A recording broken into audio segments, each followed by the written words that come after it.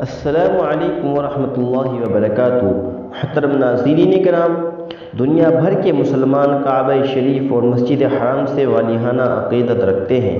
خدا کے اس پاک گھر کی زیارت کے لیے مشرق و مغرب سے مسلمانوں کی آمد کا سلسلہ سال بھر جاری رہتا ہے، مگر خانہ کعبہ اور مسجد حرام کے ساتھ محبت اور عقیدت کا جو اظہار ایک سعودی معمر شخص نے کیا ہے، اس کی مثال تاریخ میں ملنا تقریباً ناممکن ہے۔ جی ہاں، آپ کو بتا دیں کہ عوض الصبحی نامی اس معمر شخص کی 134 سال کی عمر میں پچھلے دنوں وفات ہو گئی ہے۔ انا للہ و انا الیہ راجعون۔ جانکاری کے مطابق آپ کو بتا دیں کہ عوض الصبحی نامی یہ شیخ گزشتہ 96 برس سے مسجد حرام میں باجماعت نمازیں پڑھ رہے تھے۔ اس دوران صرف ایک بار ایسا ہوا کہ عوض الصبحی مسجد حرام میں باجماعت نمازیں نہ پڑھ سکے۔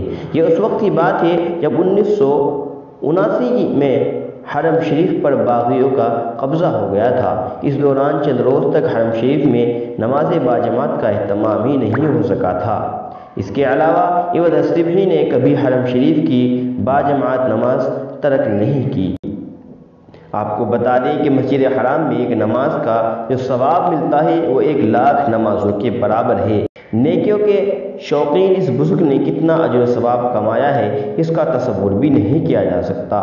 وہ اس وقت مسجد حرام میں داخل ہوئے تھے جب ان کی عمر صرف 16 برس تھی۔ اس کے بعد وہ حرم شریف کے ہو کر رہ گئے۔ اس دوران وہ ایک بار بھی مسجد حرام کی حدود سے باہر نہیں نکلے، اس لیے مکہ مکرمہ میں انہیں حمامۃ الحرم یعنی حرم شریف کے کبوتر کا نام دیا گیا۔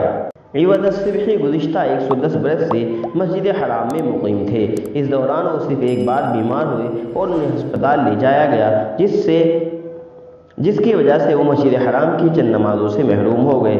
ان کے بیٹے عوید الصبحی کا کہنا ہے کہ جب سے میں نے اپنے والد کو دیکھا ہے، وہ ہمیشہ عیدین کے علاوہ دن کو روزہ اور رات کو عبادت کرتے ہیں، صرف چند گھنٹے ہی آرام کرتے ہیں۔